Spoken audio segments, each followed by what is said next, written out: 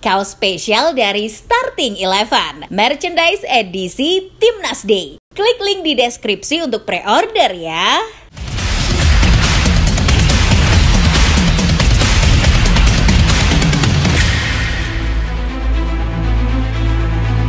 Megahnya Gelora Bung Karno dengan koreo Godzilla, Gundala dan lirik Bernadia tiba-tiba ditimpa guyuran hujan lebat. Guyuran hujan itu rupanya berubah menjadi guyuran gol yang bersarang ke gawang Martin Paes. Pasukan Garuda menyerah tak berdaya, 4 gol oleh pasukan Negeri Matahari Terbit. Banyak kesalahan yang seharusnya membuat kita berkaca. Lantas, apa yang harus kita lakukan setelah kekalahan ini? Sebelum membahasnya, alangkah baiknya kalian subscribe dan nyalakan lonceng notifikasinya dulu agar tak ketinggalan sajian konten yang menarik dan berbobot dari Starting Eleven.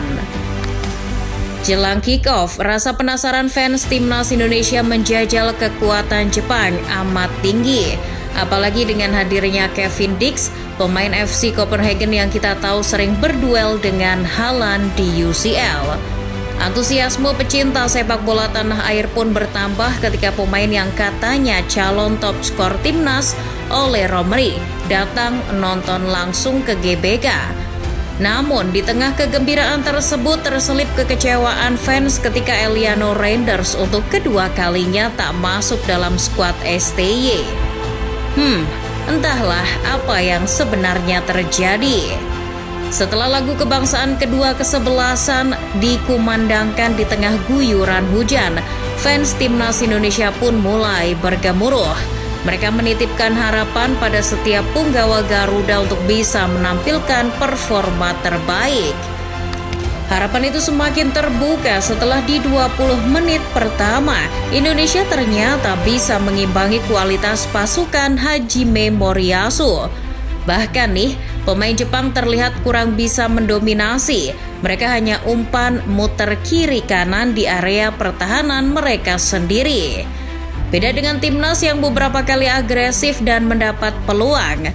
Satu dari Wak Haji Ragnar ketika one-on-one dengan Zion Suzuki. Lalu yang kedua, crossing dari Kevin Dix yang terlambat disambut pemain Indonesia lainnya. Sungguh disayangkan 2 peluang emas ini andai jadi gol akan lain ceritanya.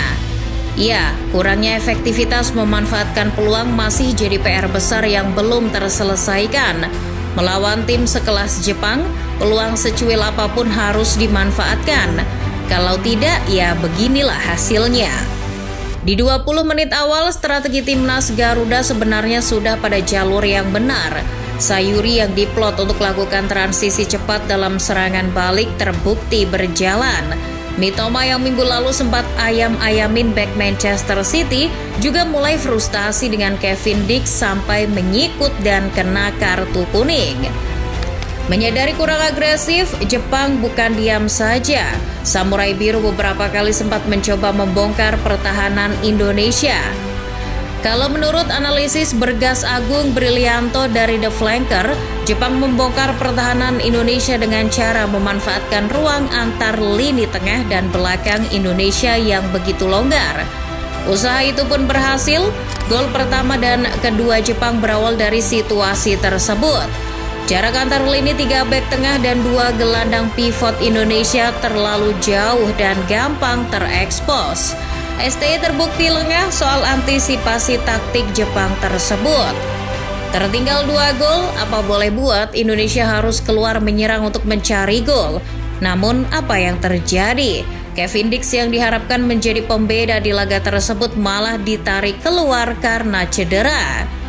Setelah tertinggal gol, mental pasukan Sinteyong ini lambat untuk bangkit. Ditambah Jepang sudah mulai nyaman dan menemukan ritme permainan dengan mendelay bola. Jadi ya susah juga. Saat turun minum harusnya STY tabokin satu-satu pemainnya biar tambah semangat dan bangkit mentalnya. Tak hanya motivasi, dari segi taktikal harusnya ada perubahan. Namun apa yang terjadi setelah babak kedua berjalan? Jepang justru ngegas dan terus melakukan tekanan terhadap pemain Indonesia. Masalah klasik yakni gugup dan melakukan kesalahan sendiri akhirnya terjadi. Baru 4 menit laga babak kedua berjalan, blunder Martin Paes membuat papan skor GBK berubah menjadi 3-0. Blunder-blunder semacam ini harusnya tak boleh terjadi, apalagi melawan Jepang yang punya kualitas.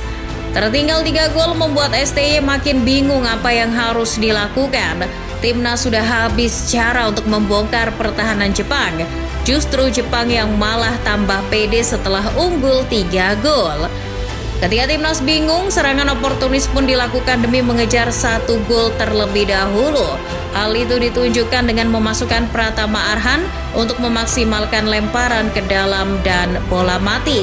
Namun keajaiban lemparan suami Aziza Salsa itu tak kunjung menemui hasil. Yang ada malah Jepang yang terus mendominasi laga.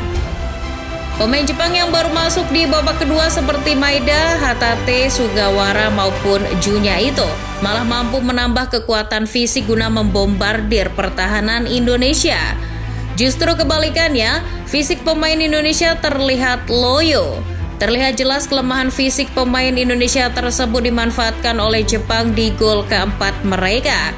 Sugawara melakukan sprint di sektor kiri pertahanan Indonesia. Pergerakan pemain Southampton itu terlambat ditutup oleh bek-bek Indonesia yang sudah mulai kelelahan. Ya, Indonesia harus mengakui kekalahan atas Jepang 4 gol tanpa balas. Namun, kalau dilihat secara statistik laga, Indonesia sebenarnya mampu membuat perlawanan. Ia hanya sekedar mampu melawan. Menurut data dari Fotmob, meski segi penguasaan bola maupun tendangan ke gawang Jepang mendominasi, namun kalau soal peluang emas kedua tim ternyata berimbang, yakni 2. Namun yang jadi soal peluang emas Indonesia itu tak berbuah gol, sementara Jepang semuanya berbuah gol. Ya, apa boleh buat. Kekalahan besar ketika Timnas Garuda ini bagaimanapun telah menodai rekor Timnas. Dilansir dari Bola Sport bahwa kali terakhir Indonesia kalah di SUGBK dari Jepang adalah pada Juni 1987. Momen tersebut terjadi ketika skuad Garuda kalah 1-2 dalam momen kualifikasi Olimpiade 1988. Kini setelah 37 tahun berlalu, SUGBK kembali menjadi saksi bisu bagi kekalahan tim nasional atas Jepang. Jepang terlalu superior bagi Indonesia. Indonesia harus diakui kalah jauh secara kualitas. Namun apakah kita hanya akan diam meratapi kekalahan besar ini atau bangkit? Banyak PR menanti seperti segi keefektifan, taktik, mental, fisik, serta fokus. PR itu harus segera diselesaikan sebelum melawan Arab Saudi. Jangan harap Indonesia curi poin kalau masih banyak kesalahan seperti di laga melawan Jepang ini. Arab Saudi pasti juga nantinya akan menghukum kita. Indonesia tentu harus bangkit, jangan buat malu publik Indonesia karena secara posisi Indonesia jadi penghuni dasar klasemen grup C babak ketiga kualifikasi Piala Dunia 2026 zona Asia dan hanya punya 3 poin saja. Kalau masih berharap lolos ke babak berikutnya, curi poin di laga melawan Arab Saudi menjadi harga mati. Pasalnya pesaing Indonesia, Bahrain dan Cina kini juga patut untuk diwaspadai. Kedua tim bisa saja bangkit melihat kesengsaraan timnas Indonesia. Masih ada harapan meski itu hanya secuil. Realistis setidaknya bisa finish di posisi 4. Syukur-syukur bisa di posisi 3 sehingga masih punya harapan untuk terus melaju di kualifikasi Piala Dunia 2026 zona Asia. Jadi football lovers masih semangat dukung timnas Indonesia nggak nih?